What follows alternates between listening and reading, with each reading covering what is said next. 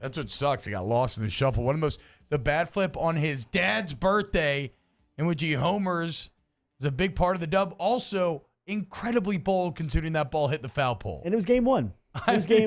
Coach Nolan Cain standing on third base for that. Do you think the baseball gods got you on the bat flip? I'm sorry, what was the question? Do you think that the baseball gods came back and got you on the bat flip? Oh, no. That's just part of the game these days. You watch Major League Baseball, you watch college baseball. It's happening everywhere. I just saw a clip on Twitter the other day where some high school kids were pimping homers, and they went back to showing one that Bo Jordan did. So yeah, it's part of the game these days, and it was an emotional swing for Drew, I'm sure, and a pretty proud moment for Mike. I think that the pimp strut of the weekend was Josh Smith in the ninth yesterday. You guys got back-to-back, Coach, to keep that game alive. Now, obviously, you're on the wrong end yesterday. Just give me your synopsis of your experience yesterday in that game. I mean, what an emotional roller coaster that was for you guys. I know as a staff and for the guys, for the players.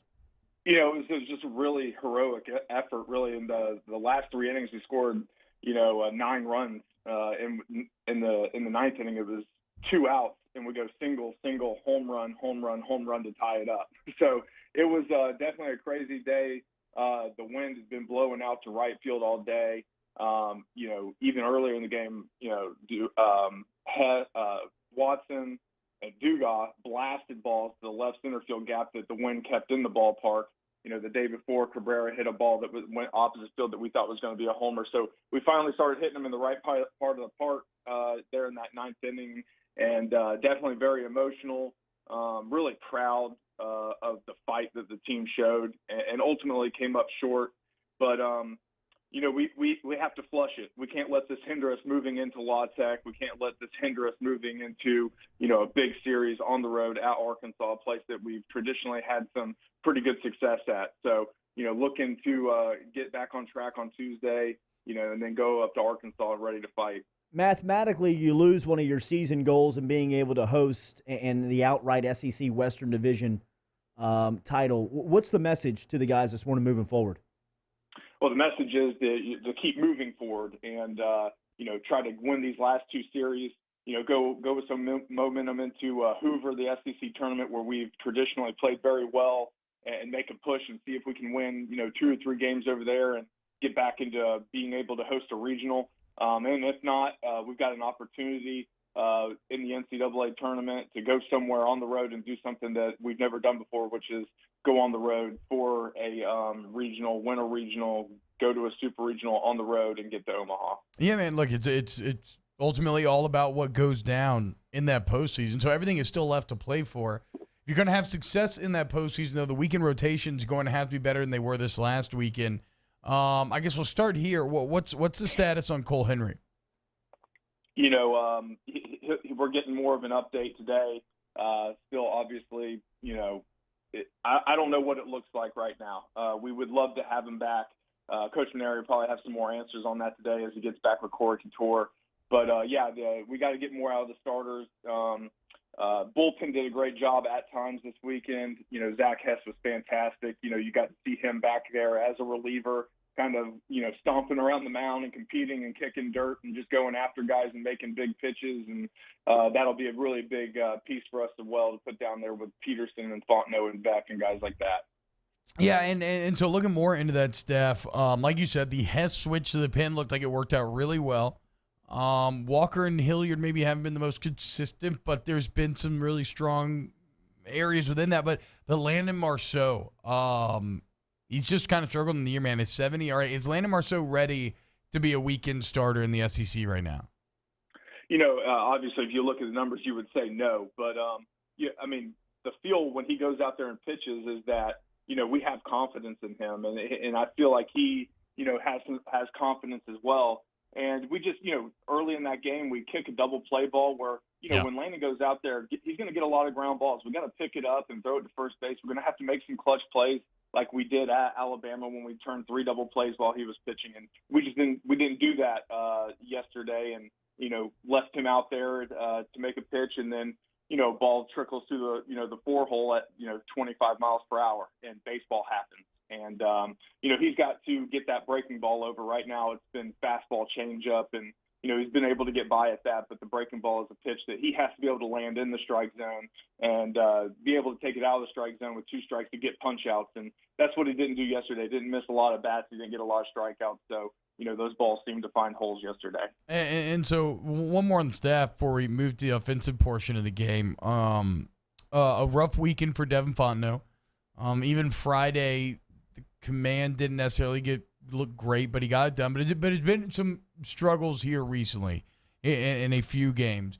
Kind of where's his head at? Like, how do you bounce back from that mentally, what he went through, where the team has this incredible comeback, and then it all just kind of flits away into nothing within the course of a half inning? Yeah, it's been kind of building up over the last, 3 or 4 outings for him where, it hasn't been that crisp. Go out there, get the first guy out. Even on Friday, gets the first 2 guys out, and then, walk, and then he gets the punch out. And then the Sunday against Alabama where it gets there tight and he gets the punch out. He's been able to wiggle his way out of it. Yeah. Just wasn't able to yesterday. And with Devon, 100%, it just comes down to just pure, confidence and just feel of the baseball out of his hand. When he's feeling good and his shoulders are pinned back and he's, pounding the strike zone, he's as tough of a guy to hit in this league as anybody. And I think for him is when you see him kind of, taking a long time in between pitches and thinking a lot, and it just needs to get up there and just grip it and rip it. And then, if you throw a ball, get the ball back from the catcher real quickly, get on the rubber and make a pitch and get the tempo going instead of walking around the mound so much and thinking. Just go after it. Arkansas has seemed to held its status throughout the season as the top in this league, which is clearly the best in college baseball. What challenges when I know you may not have dove completely into the Razorbacks and know completely their lineup and the scouting report, but just watching them from afar, what makes them so good? I think they just do everything pretty well. They swing it good. They've got some guys in the lineup that can run it out of the ballpark. They're trying to hit doubles and homers, but they also have some dynamic players. Their shortstop, hits for power and can really run. Their center fielder hits for power and can really run. So they have some dynamic parts of their offense, but they are trying to, hit the ball out of the ballpark and they pitch it just good enough. They're kind of right there in the middle of the pack of the pitching, but they have some matchup guys out of the bullpen that they feel real comfortable with. And I think overall they've been the most consistent team in the West, in all 3 phases, fielding, hitting, and pitching throughout the year. Whereas, you look at us like we hit it really good sometimes and then we don't. But when we're pitching it really well, we're not hitting it well. We just got to put all 3 phases of the game together at once. And I think that they've done that a little bit more consistently than everybody else. As an ex-pitcher, for what you accomplished with Hess on Friday night, as good as he was, what's the challenges of managing him? Are you talking about just his arm? He threw 55 pitches, and to me, he was the most dominant pitcher of the weekend. I guess, is he like extended relief, or does he look to factor in maybe into that closer, let's get him out a couple nights a weekend role?